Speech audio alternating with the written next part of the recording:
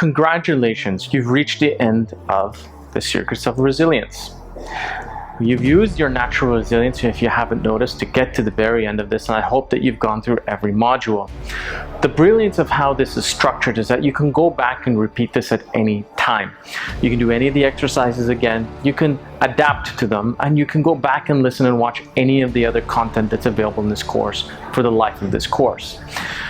I would like to engage you even further in the idea of resilience by not just practicing it, but sharing to our community about what you've done or learned in some of the tricks or your own secrets that you've developed that helped you develop your resilience. Just like this process was developed to help you, it is important to see how you've implemented this process. This process is not designed to be so rigid that there's only one way of achieving it, but the process helps you to be relevant and within context of your own situation.